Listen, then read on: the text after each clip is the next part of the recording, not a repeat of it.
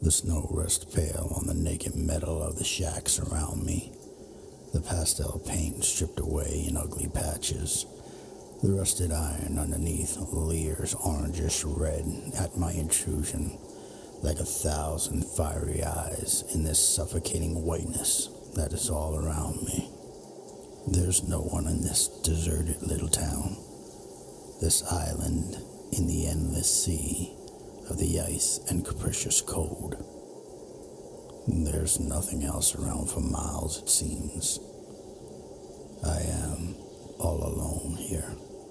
All I can do is wait for this ceaseless wind to dismantle me, to chip away at me, until the red rust underneath my painted facade is all exposed, and I become as silent as the town around me.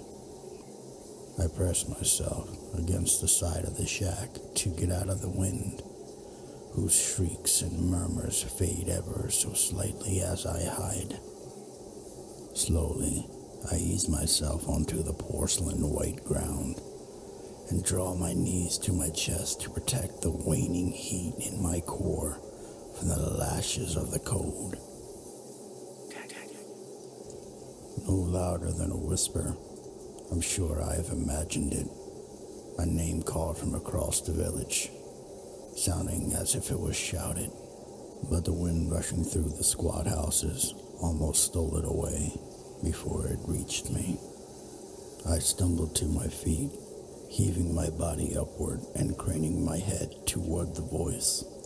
I took a few steps towards it, the ice and the snow, forces deliberate and careful steps, taunting me who has no energy for such things. I walk onward, and even as I approach, I feel the wind rushing by my face, taking with it bits of warmth, chips of paint. I reach the furthest flung house. There's no one here. Everything is silent and still, besides the shivering of my shoulders, as the cold lifts the warmth from them in sheets. The wind strips everything. I am raw, red, rusty. The orangish red eyes glow wider, amazed that I persist to move amongst them. Again, the voice calls, no louder than before. I might have missed it in the din of shrieks and murmurs. This time, though, the voice comes from behind me, on the other side of the village, back where I was. My eyes water as the wind tries to pry them out. I begin trudging towards the voice. Perhaps we passed each other. Perhaps whoever's out there is pursuing me just as much as I am pursuing them, and as the wind is pursuing us both. I march in loose, feeble steps towards the voice, back through the town, back through all the red eyes. I fall once or twice, and it feels so good to rest that I might just fall asleep here. I rise each time, however. The voice draws me onward. I reach the other end of the village, looking out into the stormy sea of ice on all sides of this little island of paint and blurry red eyes. There's no one here but me.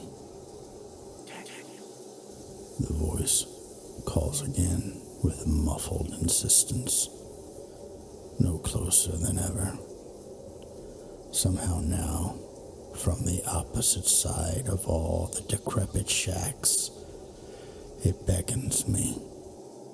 I'd turn to it, but I can't face those eyes again.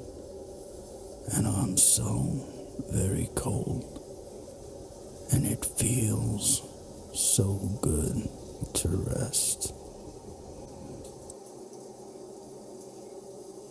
Thank you for playing along and your continued support. If you have any stories you would like me to narrate, please leave them in the comments.